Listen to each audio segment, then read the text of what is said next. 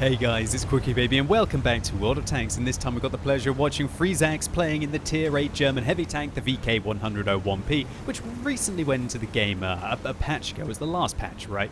And it replaced the VK4502A, which a lot of people despise because it doesn't really have that great penetration of the Tiger II. It kind of suffers a lot like the T32 at 200mm of penetration with its top 105mm main armament. Also, the armor on the VK4502A, certainly not excellent, and it just didn't really make sense that you play this heavy medium tank that then transitions into a side-scraping true heavy vehicle that eventually becomes, I guess, the reason why you would be playing through this line, the one and only the Mouse. Now, Wargaming replaced that, they put it on so that it leads into a different vehicle, and this one, on the other hand, leads onto the Mouse, and it just makes more sense. You know, the Panzer VII is a reverse side scraper. It makes sense that it leads on from the VK4502B after the VK4502A. But this vehicle, it's kind of like a mini Mouse in a way, and that's exactly what the Mäuschen is, the Tier 9 German heavy tank that this one leads into. So what do you have to watch out for when you play against these tanks, or what do you have to try and make use of when you're playing one?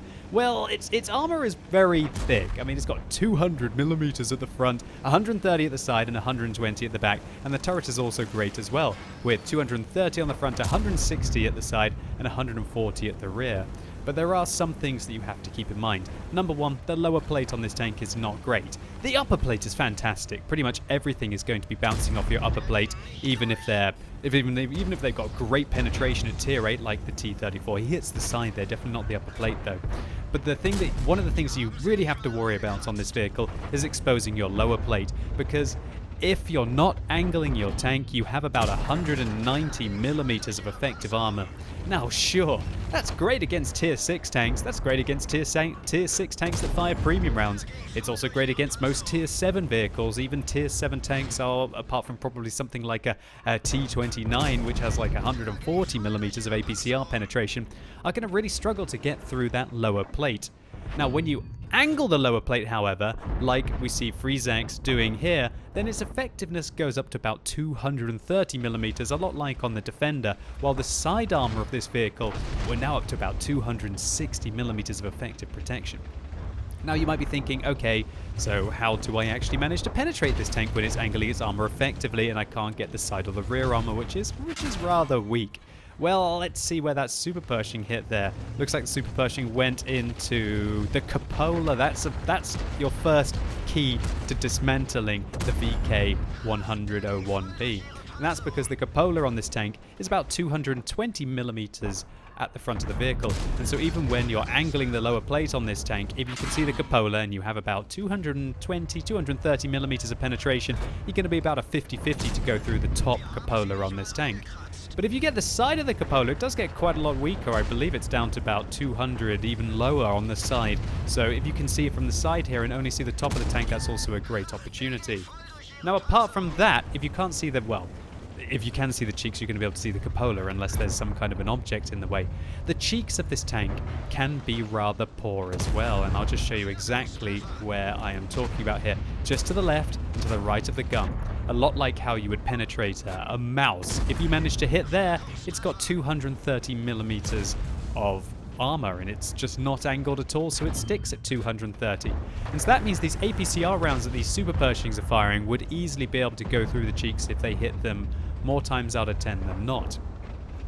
Now, one thing I noticed while I was watching this replay is that freezax is playing this tank without the top gun. You might be wondering, well, why is this tank's rate of fire so good? Why is its aim time so good? Why does it seem to be picking apart these Super Pershings rather quickly indeed? And that's because the freezax is using the 105mm stock gun on this vehicle, which is a lot like the gun, almost exactly the gun that you would be using on the VK4502A. Now that gun sacrifices penetration. You've got 200mm on your standard rounds, but the premium rounds are a lot better on the tank.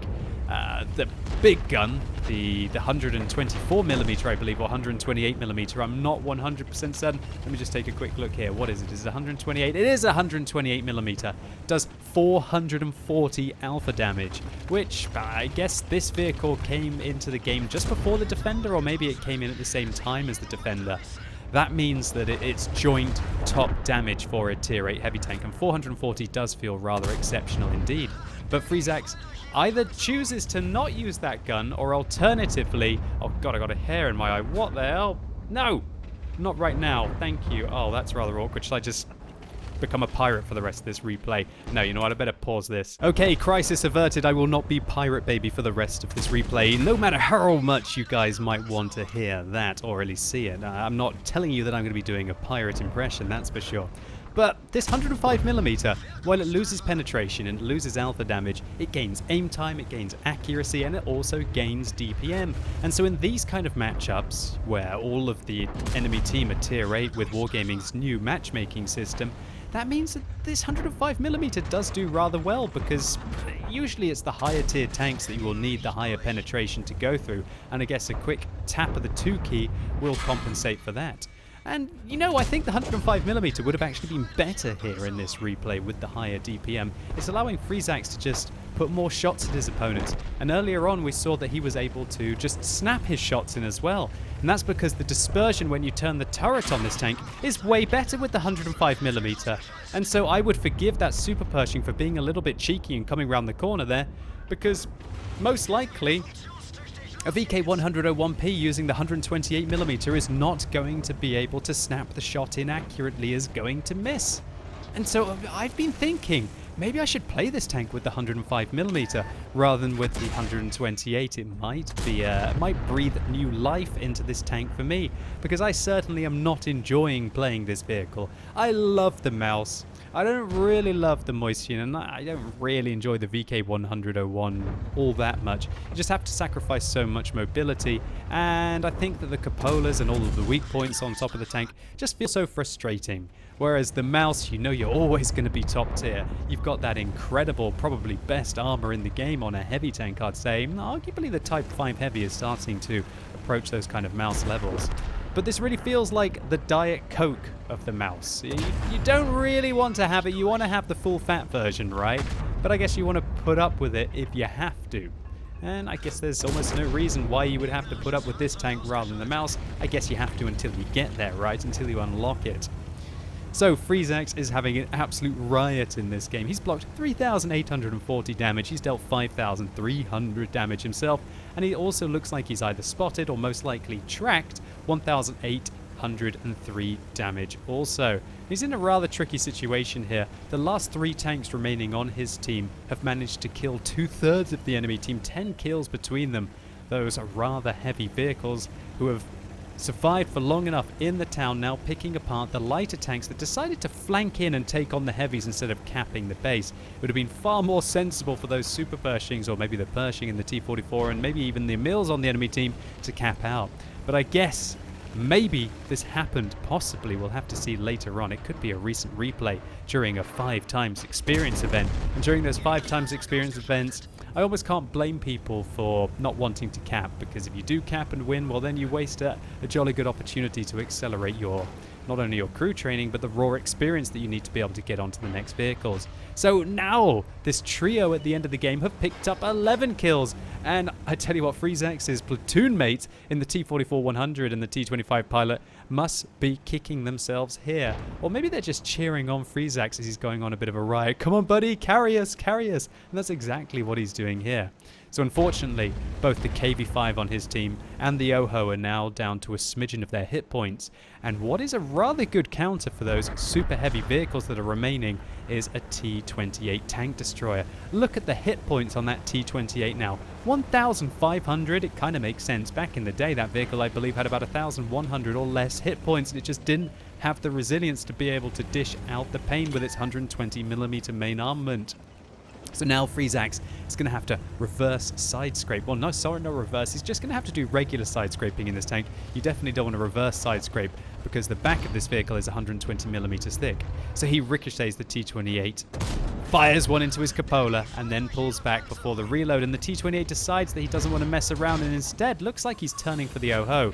freezax tries to snipe one in against the T-28, but he isn't able to do so. And it looks like the T-28 might find a shot into his lower plate there. Unfortunately, the OHO tried to flank the T-28 to help freezax out, but the Emil manages to shut him down. freezax manages to catch the Emil sitting out in the open. Massive mistake there for the Emil. I guess he thought that maybe he could finish him off. And now Now freezax is down to 232 hit points. Will the T-28 manage to penetrate him? He's aiming up at his cupola. He ricochets off the turret cheeks. 294 damage. He's going to have to put in at least 3 more rounds into this tank to be able to finish him off. The T-28 aiming up at his cupola again. freezax puts one in. The T-28 misses, I believe, or bounces off his tank.